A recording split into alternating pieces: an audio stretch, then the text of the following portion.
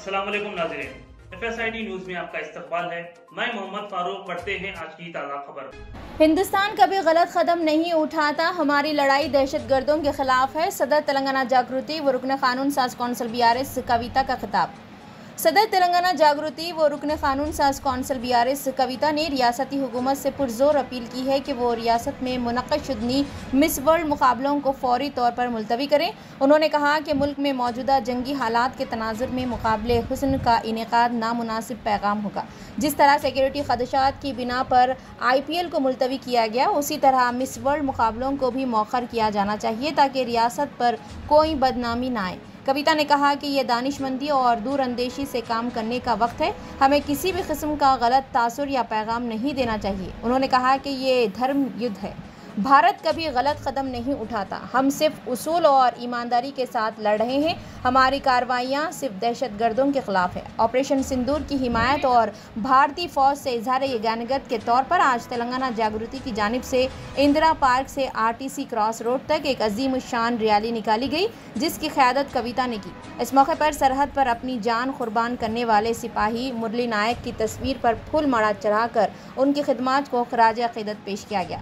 कविता ने कहा कि ऑपरेशन सिंदूर के जरिए भारतीय फ़ौज ने पाकिस्तान में दहशतगर्दों के अड्डों को कामयाबी से तबाह किया। हमारी फ़ौज की बदौलत हमें तहफ़्फ़ुज़ हासिल है और हमने ये रैली उनकी हौसला अफजाई के लिए निकाली है। पाकिस्तान ने हमारे मुल्क के एयरपोर्ट्स को निशाना बनाने की कोशिश की, जिसका भारतीय फ़ौज ने सख्त जवाब दिया।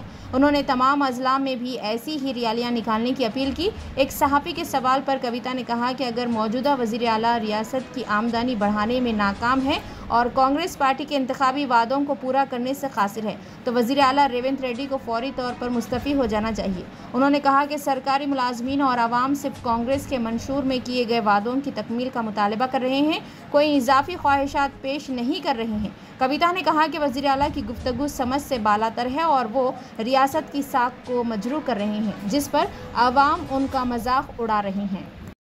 భారతదేశ వ్యాప్తంగా ప్రజలందరూ కూడా కోరుకుంటున్నటువంటి సందర్భం మనం చూస్తున్నాం. ఇవాళ యుద్ధ వాతావరణం ఏర్పడి ఉన్నది.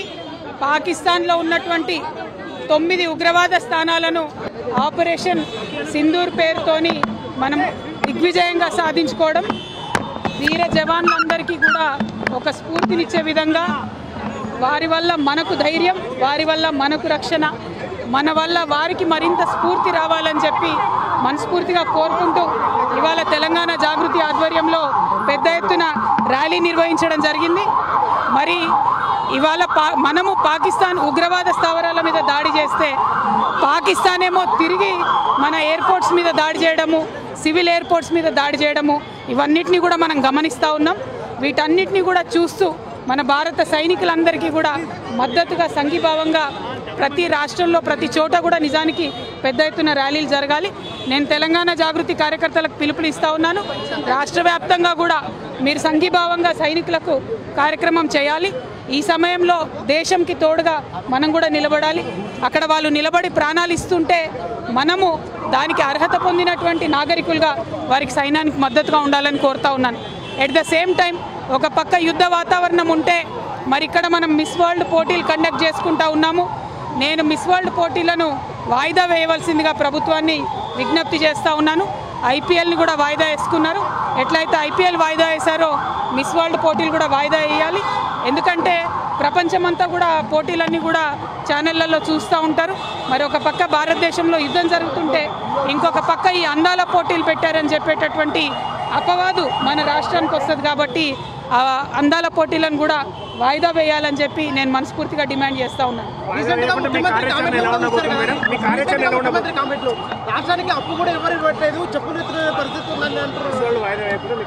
మిస్ వరల్డ్ వాయిదా వేయమని విజ్ఞప్తి చేస్తున్నాం ప్రభుత్వానికి. ఎందుకంటే ఇది విఘ్నత ప్రదర్శించాల్సినటువంటి సమయం. ప్రపంచమంతా కూడా భారతదేశం వైపు నిలబడ్డది. ఇవాళ మనది ధర్మయుద్ధం. భారతదేశం ఎప్పుడు కూడా తప్పు చేయదు. నీతి మీద నిజాయితీ మీదనే యుద్ధం చేస్తున్నాం. మనం వారి భూభాగంలో సామాన్య ప్రజల్ని ఏమనలేదు, ఉగ్రవాదుల్నే హతం చేసినాం. ఈ సందర్భంగా ప్రపంచమంతా భారతదేశం వైపు నిలబడి మనం చూస్తుంది. కాబట్టి ఈ టైంలో సిల్లీగా మనము అందాల పోటీలు పెట్టి మన ప్రాధాన్యతలు వేరే రకమైనటువంటి సందేశం ప్రపంచంలో పోకూడదు. అది ప్రత్యేకించి మన రాష్ట్రంలో జరగకూడదని నేను ఒక మహిళగా విజ్ఞప్తి చేస్తూ ఉన్నాను. వాయిదా వేసుకోమని నేను కోరుతా ఉన్నాను. రీసెంట్ గా ముఖ్యమంత్రి కామెంట్లు కూడా చూసినారు. రాష్ట్రంలోకి అప్పులు పుట్టట్లేదు, రాష్ట్ర ఆదాయానికి సంబంధమైన విషయాల్లో కూడా మాట్లాడింది. ఎట్లా అంటే ఒకటే అండి, ముఖ్యమంత్రి గారికి రాష్ట్ర ఆదాయాన్ని కంట్రోల్ చేయడం రాకపోతే వారు ఇచ్చినటువంటి హామీలను ప్రజలకు నెరవేర్చేటటువంటి పరిస్థితి ఆయనకు లేకుండే. ఆయన తప్పుకోవాలి, పదవి నుండి రాజీనామా చేయాలి. పేద ప్రజలకు 6 వాగ్దానాలు చేసి వంచన చేసి అధికారంలోకి వచ్చినటువంటి మీరు ఇవాళ మీరు చేయలేకపోతున్నాం, పరిపాలన చేయలేకపోతున్నాం అంటే పరిపాలన చేతగాని ముఖ్యమంత్రి గారు తక్షణమే రాజీనామా చేయాలని చెప్పి నేను డిమాండ్ చేస్తున్నాను. ప్రభుత్వ ఉద్యోగులు కొంచెమే కోరికలు కోరుతున్నారు, మీరు వెనక్కి తగ్గాలి, కోరికలు కోరొద్దు అని చెప్పి ప్రభుత్వ ఉద్యోగులైనా పేద ప్రజలైనా ఇదివరకు వీళ్ళు ఇచ్చినటువంటి మేనిఫెస్టో హామీలలోంచే డిమాండ్ చేస్తున్నారు తప్పితే కొత్తగా ఏం అడుగుతలేరు. వాళ్ళు ఇచ్చినటువంటి మాటలే నెరవేర్చమని ఇవాళ డిమాండ్ చేస్తున్నారు ప్రజలు. ఆ మాటలు నెరవేర్చలేక రాష్ట్రాన్ని గాడిలో పెట్టేటటువంటి పరిపాలన చేతగానటువంటి ప్రభుత్వం కాబట్టి మరి దిగిపోమ్మని వారు మేము డిమాండ్ చేస్తాం. రాష్ట్రానికి ఆదాయం ఎక్కువ ముఖ్యమంత్రి మాట్లాడాడు, మరోసారి కూడా రాష్ట్రానికి ఆదాయం లేదు, అప్పుల పాలైందని మరోసారి. ఈ ముఖ్యమంత్రి ఎప్పుడేం మాట్లాడుతుండే ఎవరికి అర్థమవుతుందే?